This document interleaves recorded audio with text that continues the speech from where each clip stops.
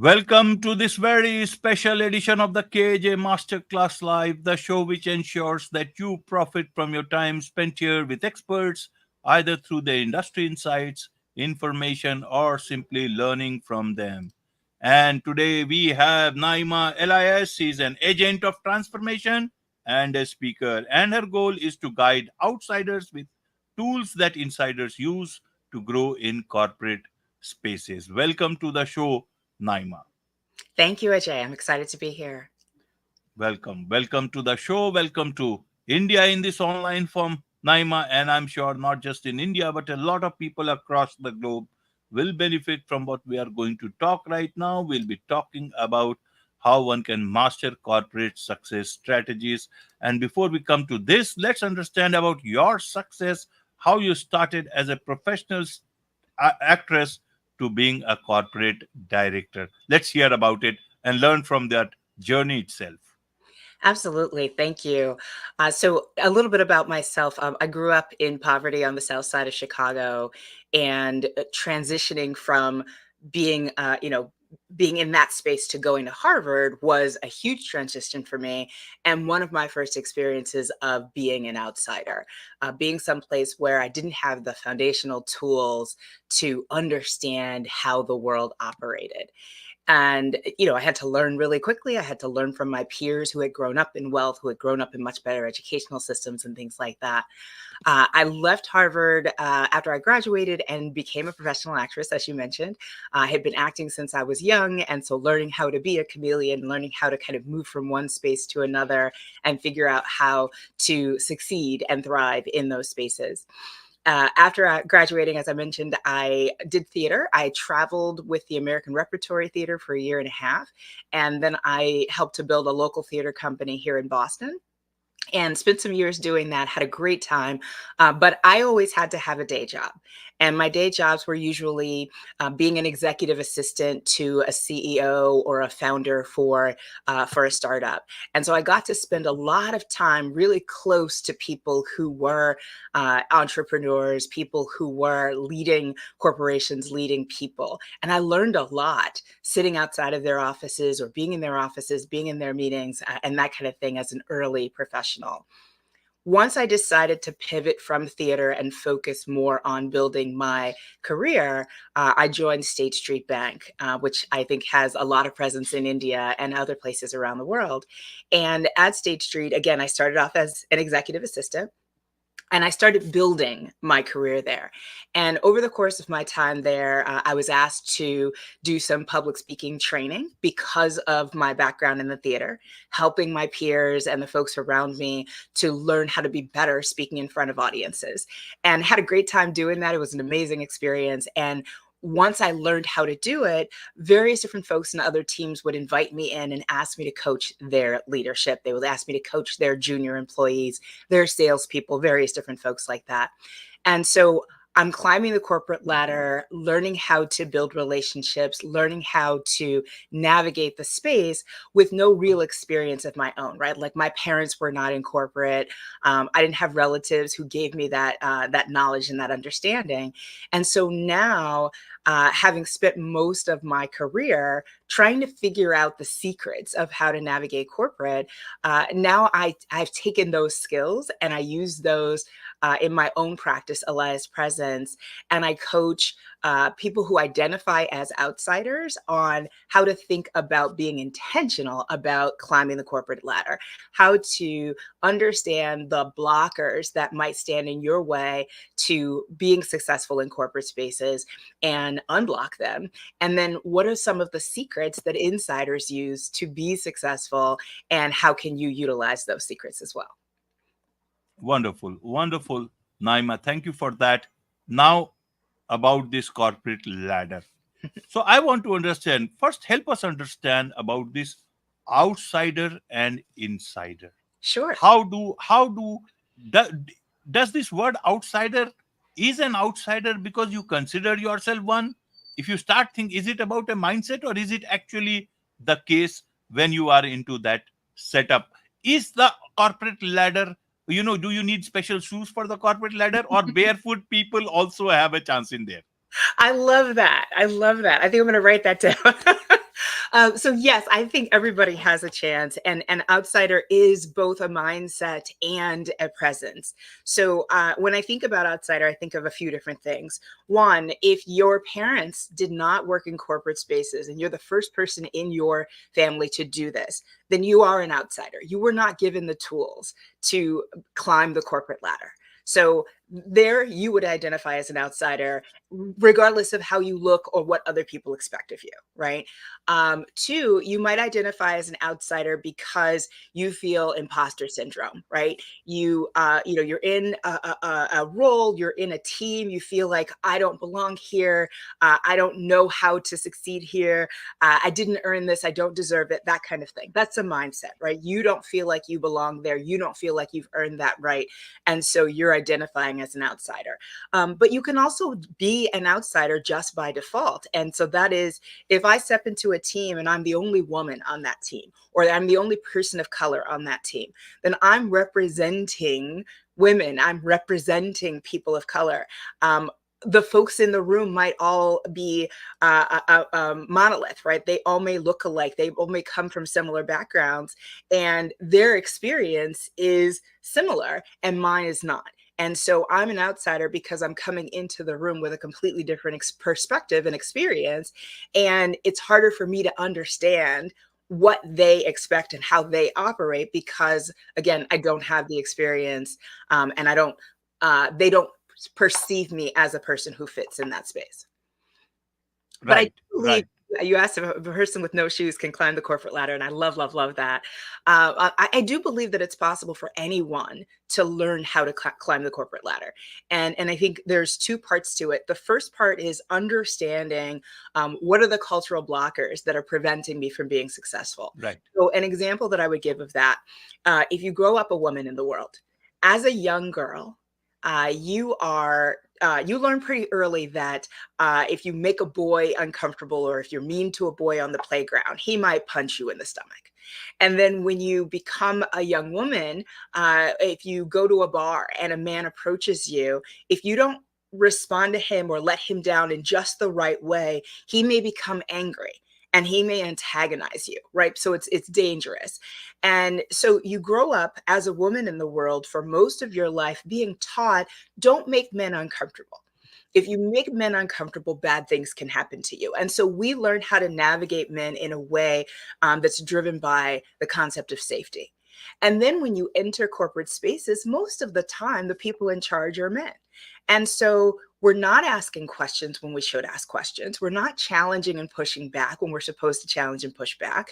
We're not asking for that raise, asking for that promotion, pushing for that challenge project, or challenging when something is not going the way that it's supposed to go.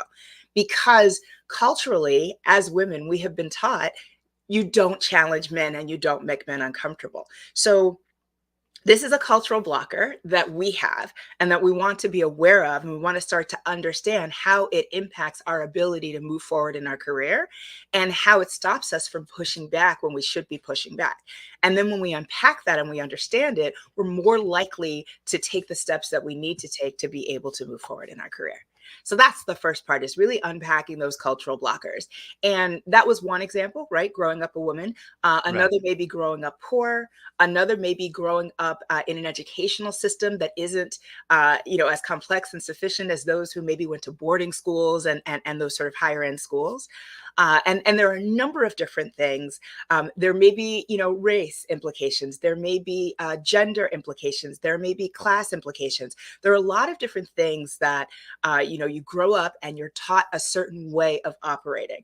And if you can understand which ones of those are potentially blocking your success, then you can unpack them and unwind them and be able to move forward in the ways that, that others are able to move forward in corporate spaces.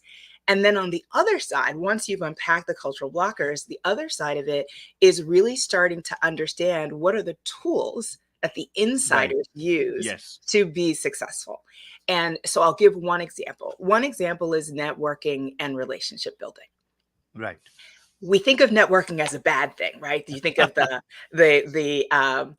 used car salesman from the 1950s, right? They'll say anything to get a sale, right? Like there's this idea, this cartoonish, old school idea of like what it looks like to network, and we don't want to do that. We want to kind of steer clear of that.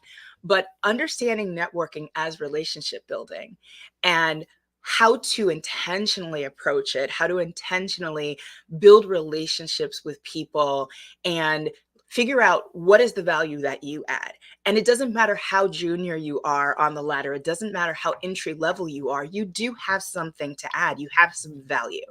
So, what do you bring to the table? And when you're asking for something, right? When I'm asking for a job, I'm not just saying, can you give me a job? I'm saying, I'm going to show up with excellence. I'm going to be the best person that I can be. I'm going to ask questions. I'm going to learn. I'm going to be creative. I'm going to help your team to grow and to thrive, right? I'm offering myself, my skills, my excellence to your team to help your team do better.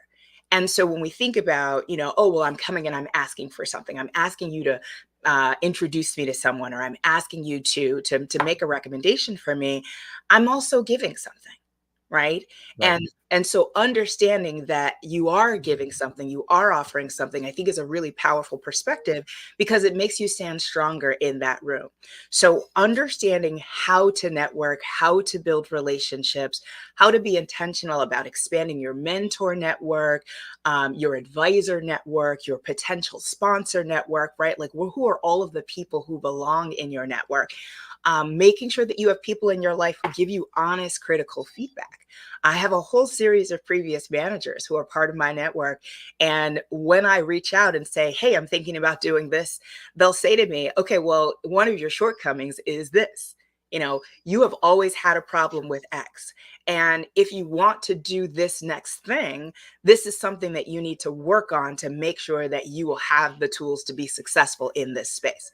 And it's powerful, right? Because they're not just saying to me, yes, Naeemah, go for it. You can do it. They're helping me to understand where and how I might fail if I step into that space and what I can do to prevent that. So, building out that network, surrounding yourself with truth tellers, and people who are going to give you that honest feedback, and then really being intentional about building your skill set and creating visibility for yourself, right? How do I make sure that people can see me, they know who I am, and they know what I can do? And that's something that your mentors and your network can help you to do. But you also have to be really intentional about looking for those opportunities to create visibility for yourself. Right. Well explained, Naima. Thank Now, you. uh, now let's understand this part. A lot of people from, you know, different background, they also come with a lot of, baggage. Now, not bad baggage, but good thoughts, their core values. And Mhm. many a times, they will get to hear that in this corporate world, you got to become a puppeteer. You were a puppeteer once, but that was for a good thing. But you got to become one because you have to, make people do as you say. A lot of people would want to put that networking part. And a lot of people from, different backgrounds, they do not have this mindset. And Mhm. if you learn that too much, then you lose yourself. How do you network enough in this corporate job, corporate strategy, as part of your corporate strategy, but do not become a puppeteer in terms of making people, feel like that you are controlling, but actually being yourself human in these times when we are talking so much of authenticity, especially this young generation. A lot Yeah. of them do not want to become a person like that. How do you want to guide them Yeah. here? So, Ajay, I love that question. I was an actress and I spent a lot of time in the theater, and that was really important to me. So when I came into the office, I was generally still carrying me, right? I was so used to being in places where I could just be me. And so corporate wasn't my whole life. And so I didn't become, a corporate drone, as I would call it. I did look up at one point and realize that I had lost all the color in my wardrobe, and all my everything was black and navy blue. And so I had to fix that immediately and go back to my purples and my reds. But Right. I think your relationships are going to be more powerful if you are yourself, if you show up as your true self. The people that I've built real relationships with, lasting relationships with, are the people who got to see me for who I am. And when I come into the room, I'm not your, as I said, I was an executive assistant for years. I'm not your standard executive assistant. I didn't come in with a goal of, I just want to schedule meetings and book travel and keep my head down. I was always looking for, here's a creative solution for how we might do something different. Here's how I think about how we might approach this. And I think showing up with your authentic ideas and thinking about things through your lens, right? Like your background gives you a different lens and a different perspective on how things can be done. And so showing up as your true self means that you're going to bring a different value to the team than what they're used to, especially if everybody on the team went to the same kind of schools, studied the same kinds of programs, had the same kind of background. They're all trained to think about things in the same way. And when you show up coming from a different background, you think about things in a very different way. So building relationships around who you truly are and what you truly value is going to help you to launch. I did a public speaking training for a sales team, and part of that was, uh, uh, you know, cocktail party conversation, Right. elevator pitch, all the different places where you would show up and introduce and present yourself or your content. And when we finished, they said, "Okay, how do we practice?" And I said, "Okay, that's interesting. How do we practice?" And so the idea that I came up with was speed dating. Right. And so you know how Right. like on TV you see the speed dating where people sort of go from table to table and they have these like 15-minute dates or 15-second or however it works. So what I ended up doing was putting together an executive speed dating. And I asked three executives that I knew if they'd be willing to spend an hour and a half with us. And they would spend 2 minutes. So we created sort of a fake cocktail party conversation with, apple juice and cranberry juice. And we had people just standing around, chatting. And each one of the executives had a note taker who stood behind them. And a person would come up to them and they would talk to them for about 2 minutes, and they would introduce themselves. They would talk a little bit about their background, who they were, what they wanted to do. And then the note taker would sort of take notes on the interaction. And then when that person walked away, the executive would turn around and give feedback to the note taker, and they'd write it all down.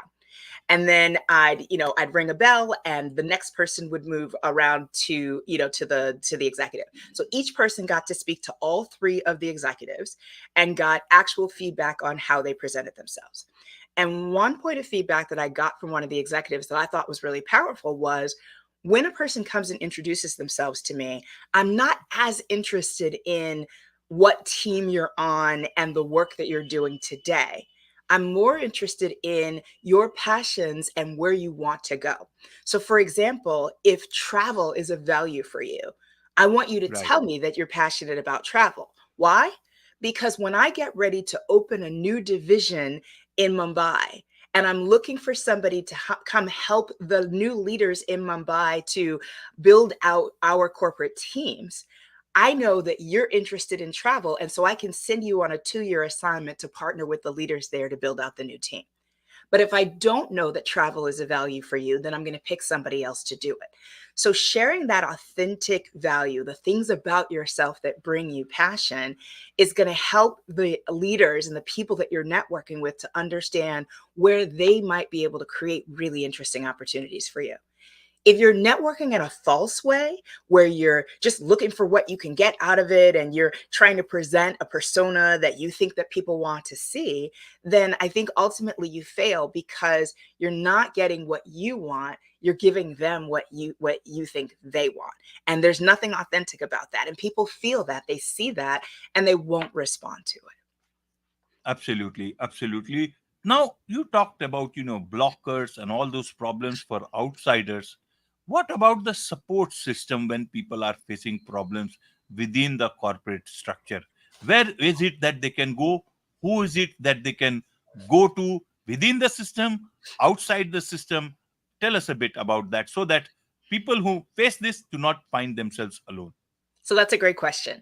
I'll tell you, Ajay, I had a point a couple of years ago where I was dealing with a particular person who was a corporate blogger, and it was really stressful for me. And I was Right. getting more and more frustrated because I wasn't able to do what I had been charged by the leadership to do. And at some point, my fiance at the time said, "Naeemah, you're angry. You're angry a lot right now, and we're feeling it at home." And and I'm like, oh, I didn't realize it was sort of it was exploding all over my world. It wasn't just something that I was dealing with at work. So I did a couple of things. One, I found a therapist. Having a therapist to talk to help manage the emotions of dealing with spaces where you don't feel like you belong is really important, because it's not your boss's job to manage your emotional state. So Right. having a therapist, I think, is really, really important. That's one. The second is, I think it's important to have really great mentors within your company and outside of your company. So someone inside who understands how the company works, where the challenges are, and who the challenging people potentially are, that you can go to and you can talk about your experiences and get feedback and get advice, is going to be really important. Having mentors outside of your company who can say to you, that's not normal, that's not acceptable, is going to help you to have the mindset of understanding, maybe I'm not in the right space, maybe I'm not doing the right thing, maybe I should shift teams, maybe I should shift companies, those kinds of things. So having someone who's not in that structure to give you advice is important. Also for myself, Ajay, I had this whole transformational experiences about a year and a half ago. So I started therapy, as I mentioned, and then I started meditating. And I had all these years where I said I couldn't meditate. My brain is doing too many things. I can't sit still. And I found Vishen Lakiani and his program Mind Valley, and started meditating twice a day, where I was able to calm my thoughts. I was able to kind of find my center and breathe, right? Just stop Right. and breathe. And that was profound and powerful for me. I went through another program on Mind Valley around nutrition, and I completely changed my relationship with food. I lost 60 pounds, and more importantly, I Wow. stopped being sick all the time. So when you are physically ill and emotionally overwhelmed and not able to process what's happening around you because you have internal struggles that you're dealing with every day, it's a lot harder for you to manage the external struggles with grace. So all of those things happened for me at the same time. And that was what led me into the process of being able to start my own practice. So I say, in my coaching, I tell people, you need a therapist, you need mentors, you need a coach. And at different points in your life, you may need one, two, or all three of these partners in your life to really help you to understand what your experience is, what you're experiencing rather, and to navigate through it with grace. Thinking that you have to do it on your own is one of those cultural teachings that blocks us from being successful, right? The idea of bootstraps, that you have to prove yourself, you have to earn it, you have to do it by yourself. This is a problematic Western way of thinking that isn't actually true, right? When we look at the people who are most successful, if you listen to how they talk about how they got there, they didn't do it on their own. Sometimes it's because they had family wealth, and so they were given investments from their families to start their business. But if they didn't start with family wealth, they had mentors, advisors, sponsors, investors, and all of these people around them who helped to push them and help them to get to where they are today. I'm the same. I didn't get here from Harvey, Illinois by myself. I got here with a lot of support and scaffolding from people around me. When you carry the mindset that I have to do this on my own, you're blocking your own success, because you're preventing all of the gifts from all of the people around you who would want to help you to thrive. So, Ajay, when you ask, who do you need in your corner? You need everyone in your corner. You need your family, you Absolutely. need your friends, you need your mentors, you need your sponsors, you need your coach, you need your therapist. And all of those people play an important role to you becoming the best that you can become. Absolutely. To Mhm, be the best that you can mhm, become. So, Relating to this, my last question to you, Naima, is that how do you prepare yourself to climb this corporate ladder? Maybe when you climb the ladder, you find a different world together on the other side of the wall. Mhm. How do you be ready for that? And when you look back, you may think it was a rat race that you were running and that you are all alone now, except for the thing that is there. You cannot go back. You do not want to see the world that you are seeing in front of you.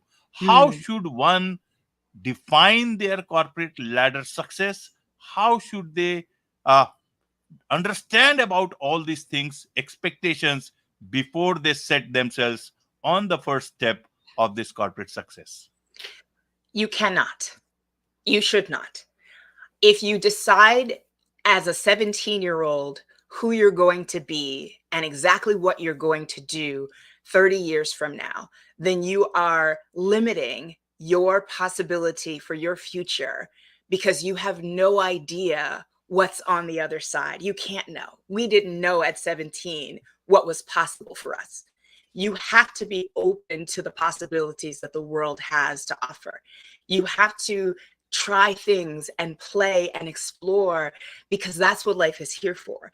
And you may find that you found a team or a world that you don't love.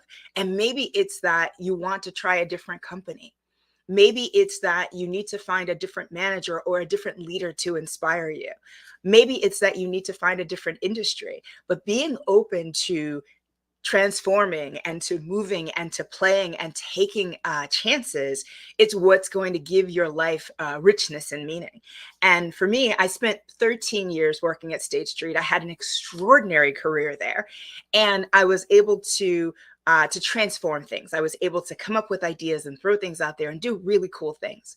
And then when I got to the point where my ideas were starting to affect the corporate strategy, they couldn't just say, "Oh yeah, sure, Naeemah, go ahead, build that," because it required that they make major changes to the way the organization operated, and they weren't going to do that for me, right? That didn't make Right. sense. That was too big of an ask.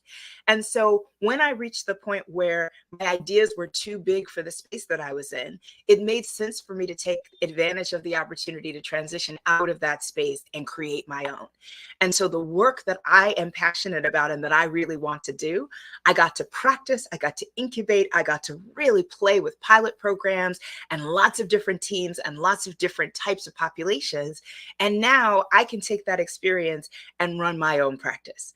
And I get to choose who my clients are. I get to choose what I focus on and how I spend my days every day. And this was a powerful transformation for me. But the experience that I had in corporate was necessary for me to be able to say today that I can coach you on how to be successful in corporate because that's where I want to be. But I had no idea this is where I was going to land when I was 17, when I was just an actress who was in college and having fun with my friends and studying psychology. I had no idea where I was going to go.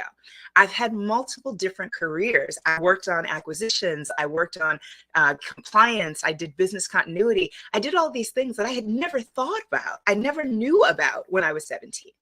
And so you don't want to define your life before you live it. You want Right. to go in and take chances and have adventures. You want to make sure that you surround yourself with friends and allies as you grow and make new friends and new allies as you step into new spaces. I'll say quickly, um, when I left corporate and started my business, I realized that I was still having a lot of conversations with folks about the challenges of being in corporate. And I wasn't having conversations with people about what it means to be an entrepreneur. And so I was pouring in, but I all of a sudden didn't have anyone pouring into me. And so realizing really quickly that I needed to expand my relationships and I needed to build new friendships with people who had a shared experience. And now I have a bunch of networks and groups of consultants, of entrepreneurs that I talk to on a regular basis. And when I have a question, I have new folks that I can go to who can help me to understand how to navigate that. So Ajay, when you ask about getting to a place and realizing that you're alone and that you don't you don't recognize yourself anymore and that kind of thing. Don't let yourself get to a place where you're alone. Keep finding friends and keep building relationships as you grow. If you get to a place where you don't recognize yourself and you don't like what you see, look for the opportunity to transform. Where are there new places to play? What are the new things that you can do to continue to grow and to eventually find yourself in that place where you are proud of who you are proud of what you stand for and how you operate in the world, and the value that you add brings you joy. Wonderful, wonderful. There is much to learn from you, Naeemah, and I'm sure a lot of people would like to learn from you, about you, be your client, get coached by you. So, what is the best way for them to do so? Absolutely. Thank you, Ajay. So two things. One, eliaspresence.com. You can come to my website and connect with me there. And I'd love to talk with you. The other way is on LinkedIn. That's where I spend most of my time. So Naeemah Elias on LinkedIn. You can connect with me and you can sign up for a free consultation and we can chat for a few minutes about the work that you're doing and how I might potentially be able to help you to grow in your career. And I'll say the folks that I'm looking for in terms of clients and folks where I can add value is, if you're working in a company where you feel like there's value in some management and leadership coaching, or thriving as an outsider coaching. And so folks who are identifying as outsiders and looking for that support and looking for help to understand how to better navigate the space. So follow me on LinkedIn, connect to me, reach out and schedule a consultation. And I'd love to talk with you and understand how I can help you personally and your company more broadly to grow and to build a culture that you can be proud of. Wonderful. With this, it's a wrap on this very special edition of the KJ Masterclass Live. Thank you so much indeed for joining us. Thank you.